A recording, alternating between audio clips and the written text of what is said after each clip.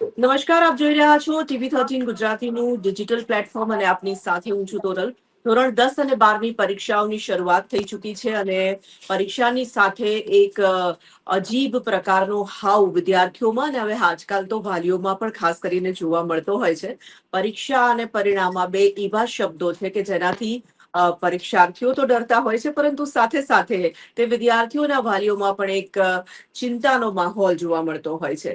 તો આજે એ જ વિષય પર આજે આપણે ખાસ વાત કરવી છે. આજ વિષય પર વાતચીત કરવા માટે આપણી સાથે ડોક્ટર આકાશ વિકાસ ભોના જોડાઈ ચુક્યા છે. તેઓ MD છે, મનોચિકિત્સક છે. ખૂબ ખૂબ સ્વાગત છે આકાશભાઈ આજની ચર્ચામાં આપનું. Thank you so much for the invite. આભાર તમારો. CBSE ની પરીક્ષાઓ શરૂ થઈ ગઈ અને આજથી આપણે જોઈએ છે કે ગુજરાત બોર્ડની પણ પરીક્ષાઓની શરૂઆત થઈ ચૂકી છે. ધોરણ 10-12 બંનેની પરીક્ષાઓ શરૂ થઈ ચૂકી છે. સામાન્ય રીતે કોઈ બીજી પરીક્ષા હોય તો એટલો ડર નથી હોતો, પરંતુ આપણા ત્યાં આપણે ધોરણ 10 અથવા ધોરણ 12ની પરીક્ષાની જ્યારે વાત આવે, બોર્ડની પરીક્ષાની વાત આવે, તો એક અજીબ ડર વિદ્યાર્થીઓ અનુભવતા હોય છે. ખાસ કરીને સૌથી પહેલા તો આપ વિદ્યાર્થીઓને શું કહેવા માંગશો? એક તો આ જે ટર્મ છે બોર્ડ્સ, એ ટર્મથી જ આપણને બહુ જ ફોબિયા અને ડર અંદરથી પેદા થતો હોય છે. ઘણા સમયથી ઘણા લોકો આપણે જોડે વાત કરતા હોય છે કે બોર્ડ્સ આવવાની છે, બોર્ડ્સની તૈયારી તારે કરવાની છે, 10મું છે, 12મું છે. આ જે ટર્મ્સ છે ને તે મગજમાં એક ટર્મ્સ વધારે સ્કેરી હોય છે એક્ઝામ કરતા. મારે એવું કેવું છે કે તમે તૈયારી તો કરી જ છે, તમે આખા વર્ષ સ્કૂલ ગયા છો, આખા વર્ષ ટ્યુશન્સ ગયા છો, આખા વર્ષ સેલ્ફ સ્ટડી કર્યું છે, તો બધું જ મેમરી તમારા મગજમાં છે જ. ખાલી ત્યાં જઈને આપણે એને કઈ રીતે બહાર નીકાળી શકીએ સૌથી સારી ફોર્મમાં, એના પર આપણે ધ્યાન આપવાનું છે. ઘણીવાર છોકરાઓ આખી રાત જાગીને વાંચતા હોય, છેલ્લા દિવસે આખી રાત જાગતા હોય. તે લીધે જે મેમરી કન્સોલિડેશન થાય કે મગજમાં જે મેમરી આપણે જે છે તે અંદર ઉતરે સબ્જેક્ટની, તે નથી થતું. અને પછી નેક્સ્ટ ડે જ્યારે એક્ઝામ આપવા જાય ત્યારે બધું ભૂલી જાય, કાં તો પછી આપણને બહુ મોડું યાદ આવે અને પેપર છૂટી જાય. એટલે આ કારણો ઘણીવાર આપણને જોવા મળતા હોય છે.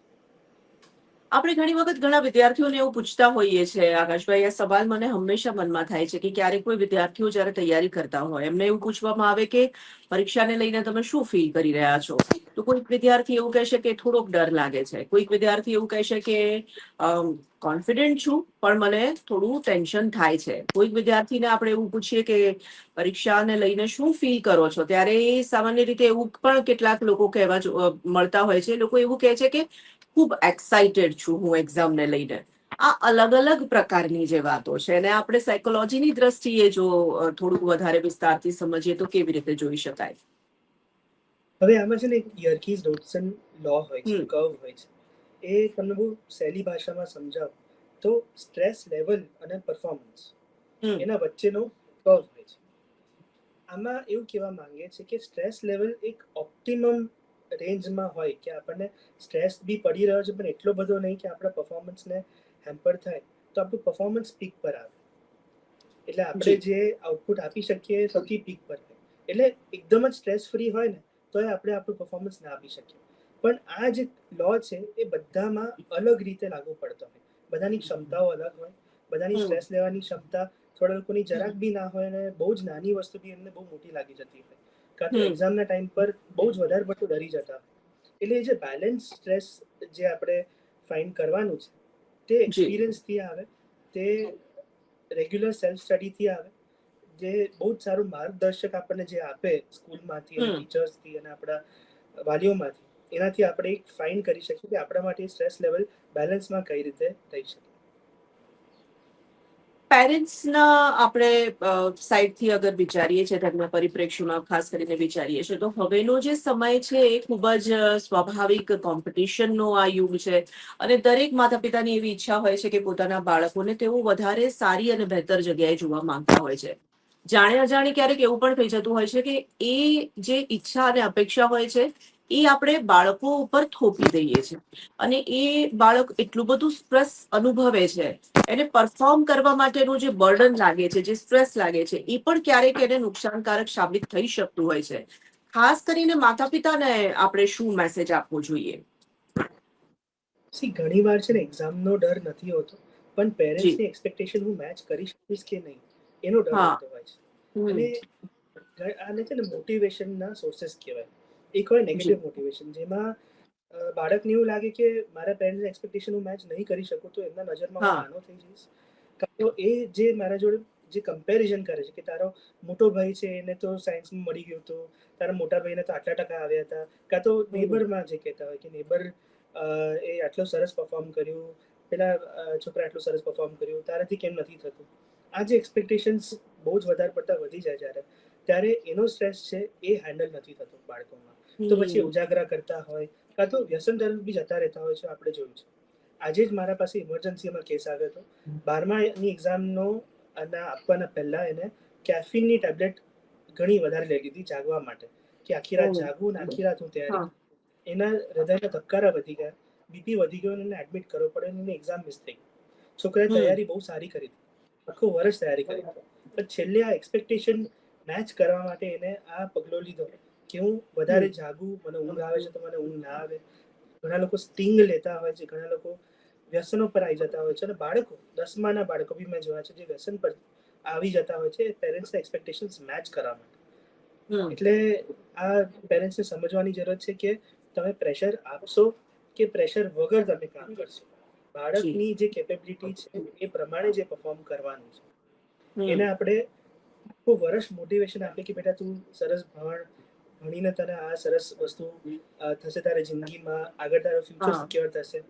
પોઝિટિવ મોટિવેટર્સ છે રેગ્યુલરલી સ્ટેપ બાય સ્ટેપ ફોર્મમાં આપતા રહેશે આખા વર્ષ, તો એ છોકરાનું કોન્ફિડન્સ બી વધશે અને આટલું બધું પ્રેશર લેશે નહીં. ખાસ કરીને આપણે જ્યારે પેરેન્ટ્સની વાત કરી રહ્યા છીએ તો ઘણી વખત એવું પણ થતું હોય છે કે બોર્ડની એક્ઝામ આજે જ દાખલા તરીકે પહેલો દિવસ હતો તો ઘણા બધા માતા પિતા સાથે અમારી ટીમે જ્યારે વાત કરી તો ઘણા બધા પેરેન્ટ્સ બહુ સ્ટ્રેસમાં હતા, બહાર ઊભા હતા, બાળકો અંદર પેપર લખતા હતા, માતા પિતા બહાર રાહ જોઈ રહ્યા હતા અને ખૂબ ચિંતા તેઓ અનુભવી રહ્યા હતા. કેટલાક પેરેન્ટ્સ હતા એ ઘણા રિલેક્સ હતા. ઘણી વખત એવું હોય છે કે માતા પિતા શું ફીલ કરે છે અથવા એમનું શું બોડી લેંગ્વેજ છે, અથવા ઘણી વખત એવું હોય છે કે માતા પિતા ચિંતા તો કરતા હોય, સ્વાભાવિક કરતા હોય, પરંતુ એ ચિંતા બાળકો સુધી જો આપણે પાસ ઓન ન થવા દઈએ તો કદાચ થોડો ફાયદો બાળકોને થઈ શકે. તમારું શું માનવું છે? બધા બાળકો છે ને એ જોઈને વસ્તુ અબ્સોર્બ કરતા હોય અને એનર્જી બી જે છે એ જોઈને એ અંદર લેતા હોય છે. એટલે પેરેન્ટ્સની એનર્જી જોઈને બાળકને એવું ફીલ થાય કે એમને એ બાળક પર કેટલો કોન્ફિડન્સ છે.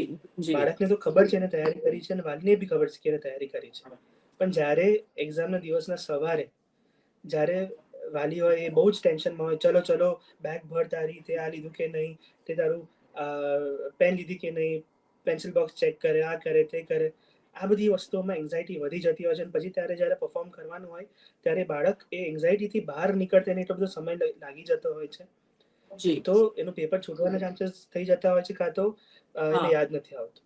એટલે સવારના ટાઈમમાં આપણે કેવું આપણા સંસ્કૃતિમાં સરસ દહીં મિક્સ કરીને બિલકુલ, દહીં અને ખાંડ ખવડાવવાનું. બિલકુલ, હા હા, ખવડાવે. આપણને એવું કે આપણા ભગવાનના મંદિરમાં આપણે પગે લાગીએ સવારે, રાઈટ, સરસ નાસ્તો આપે આપણને. સો આ બધી જે વસ્તુ છે કરશે તો બાળકનું બી કોન્ફિડન્સ વધારે રહેશે અને સ્ટ્રેસ લેવલ્સ ઓછા રહેશે. તો ડેફિનેટલી આપણે ધ્યાન રાખવું પડે કે આપણે આપણા બાળક સામે કઈ રીતે આપણે એક્સપ્રેશન્સ બહાર કાઢી રહ્યા છે. એક ખૂબ આમ ન પણ ચર્ચવી જોઈએ પરંતુ ખૂબ અનિવાર્ય છે એવું એક સવાલ એ છે કે 10મા અને 12માની પરીક્ષાઓ જ્યારે જ્યારે યોજાય છે, આપણે છેલ્લા વર્ષોમાં જોઈ રહ્યા છે ને એનું પ્રમાણ જે વધી રહ્યું છે કે 10મા 12માનું પરિણામ જ્યારે આવવાનું હોય ત્યારે એવી ઘટનાઓ સામે આવે છે કે જેને આપણે ખરેખર રોકવી જોઈએ. પરિણામ આવે પહેલા જ 10મા કે 12માના વિદ્યાર્થીઓમાં સુસાઇડના કિસ્સા વધી જાય છે. પરિણામ આવ્યા પછી ધાર્યું પરિણામ નથી આવ્યું એટલે સુસાઇડના કિસ્સાઓ જે રીતે વધી રહ્યા છે. કેટલાક વિદ્યાર્થીઓ એવા હોય છે કે જે ડિપ્રેશનમાં સરી જાય છે અને પછી આગળ એ લોકોને એવું લાગે છે કે હવે તેઓ જીવનમાં આ વખતે સારું પરિણામ નથી લાવી શકે તો હવે જીવનમાં કશું નહીં કરી શકે. ખાસ કરીને આ જે લોકોની હવે માનસિકતા થતી જઈ રહી છે એના માટે શું કરી શકાય? સમજવાની વસ્તુ એ છે કે લાઈફ છે ને આપણને બહુ જ બધા ચાન્સીસ આપતું હોય છે. આ બહુ જ દુઃખદ વસ્તુ છે કે બાળકો એટલા સ્ટ્રેસમાં હોય કે એમ ચાન્સ બી ના આપે કે રિઝલ્ટ આવે અને જોવે કે એમને કેટલા ટકા થયા છે અને પહેલા જ કોઈ એવો પગલો ભરી લેતા હોય છે જેનાથી આપણે પાછું ના આવી શકીએ.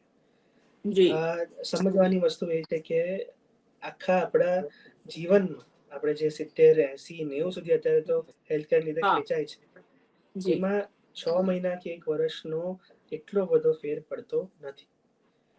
આ વસ્તુ જ્યારે સમજ આવશે લોકોને હા બેઉ સાઈડ પર, કે પેરેન્ટ્સને અને બાળકોને, કે 6 મહિનાથી વર્ષ આપણે અગર પાછા રહી ગયા તેનાથી જી બહુ આપણા લાઈફ પર ઇમ્પેક્ટ પડતો નથી. બીજી વસ્તુ કે આપણી મહેનત કેટલી આપણે કરી છે અને આપણું જે પરિણામ આવ્યું છે એ બેઉ જી એકદમ રિલેટેડ નથી હોતું, 1:1 નથી હોતું. હમ ઘણીવાર એ દિવસે, પરીક્ષાના દિવસે તમારું માઇન્ડસેટ કેવું હતું, તમે કેટલા એન્ઝાયટીમાં હતા, તમે હા એ દિવસે તમને કેટલું યાદ આવ્યું, કાં તો ક્વેશ્ચન પેપર કેવું, કેટલા ડિફિકલ્ટી લેવલનું હતું, આ બધી વસ્તુઓ ડિપેન્ડ કરે છે. એ તમે મહેનત તો કરી જ હોય, પણ ઘણીવાર આપણને એનો ફલ એટલો ને એટલો ના મળે તો ફરી એક ચાન્સ આપવામાં કંઈ જતું નથી. એટલે give your self a chance and forgive your hmm self. પોતાને માફ હમ કરો કે મેં તો મહેનત કરી હતી. અને પેરેન્ટ્સે બી એ જ એમને શીખવાડવાનું છે કે ભાઈ તું મહેનત કરતો રહે, ફળની અપેક્ષા ના કરે. આપણા કૃષ્ણ ભગવાને જ આપણને કીધું છે. આ વસ્તુ છે એ મનમાં અંદર ઉતારવી પડે કે ફળ જે છે એ આપણા હાથમાં નથી જી હોતું.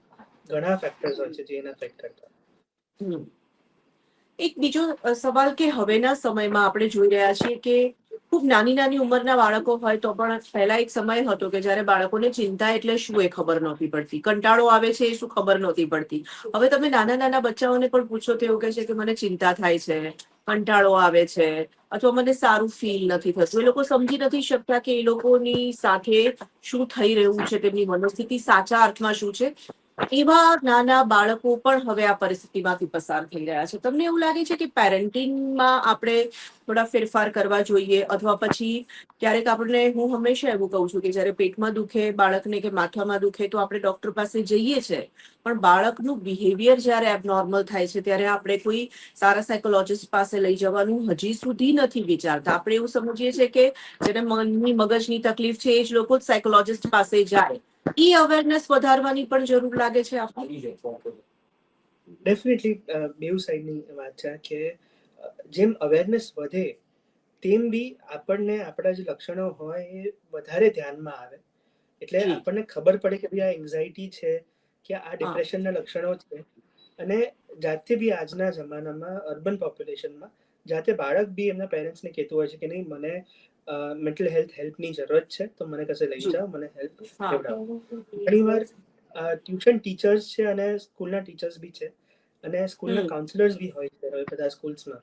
જી એ બી આ રીતે એમના વર્તાવને જોઈને, સ્વભાવને જોઈને કે શું એમાં ચેન્જ પડ્યો છે એ રીતે પોઝિટિવલી એમને મોટિવેટ કરતા હોય છે કે કોઈ એક્સપર્ટને મળો.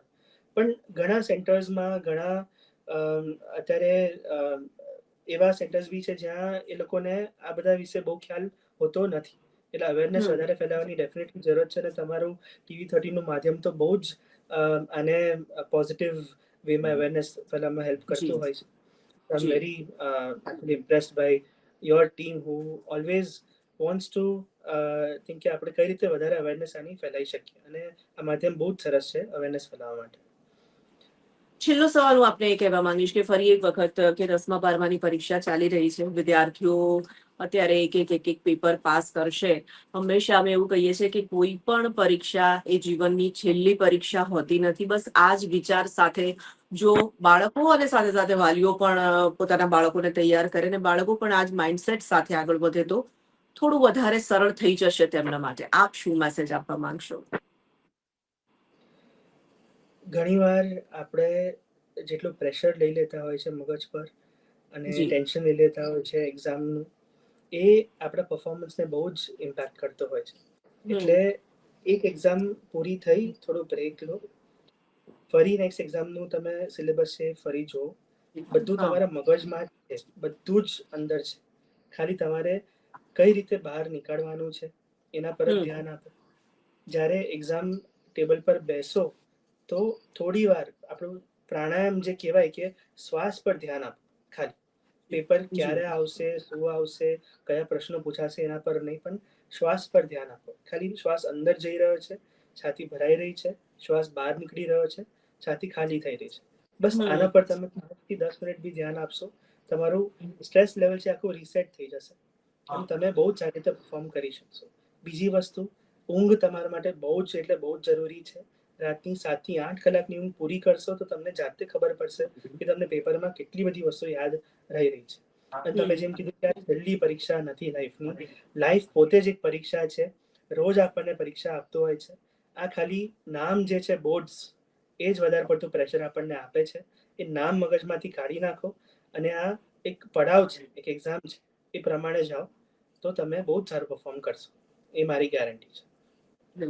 એક છેલ્લો સવાલ મને જે સૂજી રહ્યો છે, હું તમને પૂછવા માંગીશ આકાશભાઈ. ખાસ કરીને ઘણા બધા વિદ્યાર્થીઓને આપણે જોઈએ છે કે પેપર આપીને બહાર આવ્યા પછી એમના મિત્રો સાથે અથવા ટ્યુશનના જે એમના ટીચર્સ હોય એમની સાથે અથવા પછી પેરેન્ટ્સ સાથે એ પેપરને એ લોકો ફરીથી સોલ્વ કરતા હોય છે. અને ઘણી વખત આપણે એવું જોઈએ છે કે જે પેપર પતી ગયું, હવે એનું પરિણામ જ્યારે આવશે ત્યારે એ તો તમને ખબર પડવાની જ છે, છતાં એને સોલ્વ કરે છે ને પછી એ સ્ટ્રેસમાં આવી જાય છે અને એની અસર પછી બીજા પેપરમાં પણ પડતી હોય છે.